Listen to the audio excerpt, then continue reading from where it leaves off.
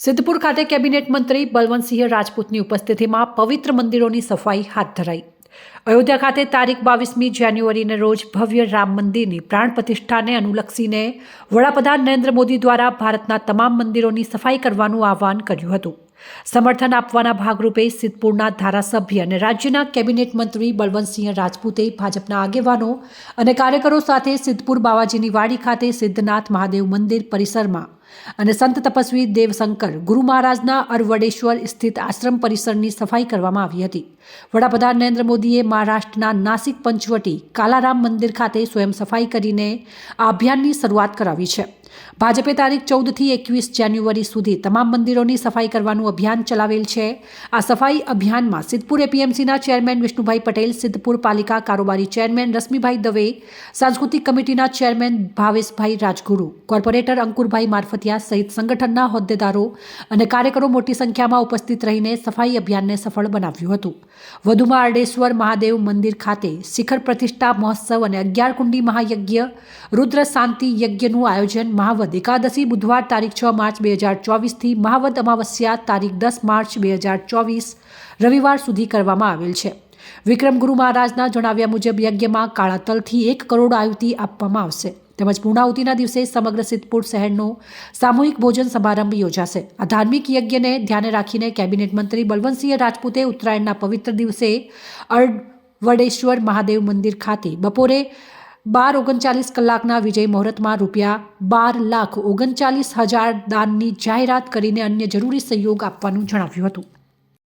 સમગ્ર ભારતની અંદર સ્વચ્છતા અભિયાન કેટલાય ટાઈમથી સ્વસ્થ ભારત રે, સ્વસ્થ ગુજરાત રે એ બાબતના અનેક કાર્યક્રમો આપીને પોતે જાતે એનું ઉદાહરણ બને એ બાબતનું કામ એ જાતે કરતા હોય છે। આજે 14 તારીખથી 22 તારીખ સુધી દરેક મંદિરોમાં આપણા મંદિરો છે એ તમામ મંદિરો સ્વસ્થ રહે, ચોખ્ખા રહે, એની પવિત્રતા જળવાય એના માટે એમને સમગ્ર ભારતમાં અપીલ કરી છે। એમની શરૂઆત એમને કરી છે।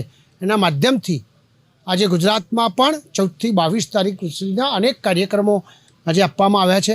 એના ભાગરૂપે સિદ્ધપુરમાં અમારા ભારતીય જનતા પાર્ટીના પ્રમુખ, તાલુકાના પ્રમુખશ્રી, નગરપાલિકાના તમામ કોર્પોરેટરશ્રીઓ, તમામ ધાર્મિક માણસો, સામાજિક માણસો બધા જ જોડાઈને જે મંદિરો છે સિદ્ધનાથ મહાદેવથી શરૂઆત કરી હતી અને આજે અહીંયા આગળ સિદ્ધનાથ મહાદેવ પણ વર્ષો જૂનું મંદિર છે। અહીંયા આગળ અમારા સિદ્ધપુરમાં 5 સ્વયંભૂ મહાદેવ છે। એ મહાદેવમાં પણ એ અડવેશ્વરની અંદર પણ આજે એક સરસ કાર્યક્રમ થયો।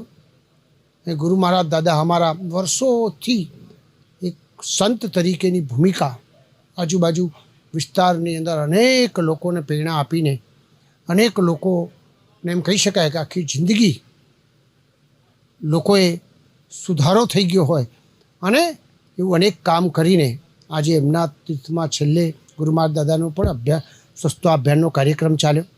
બધા મિત્રોએ જે એમાં ભાગ લીધો છે એમને હું દિલથી શુભેચ્છા આપું છું અને વિનંતી કરું છું સરકારના માધ્યમથી કંઈક સરસ કાર્યક્રમ માત્ર અઠવાડિયા પૂરતો ના રહે, આવો કાયમી ધોરણે મિત્રો આપણે બધા સાથે મળીને કામ કરીએ જેના કારણે સ્વસ્થ ભારત આજે ગુજરાતનું વિકાસ મોડલ ધીમે ધીમે બીજા રાજ્યોએ અપનાવ્યું, એની સાથે સાથે ભારત પણ એ તરફ આજે આગળ જઈ રહ્યું છે। ત્યારે સમગ્ર ભારત વિશ્વગુરુ બનવાનું છે, મહાસત્તા બનવાનું છે।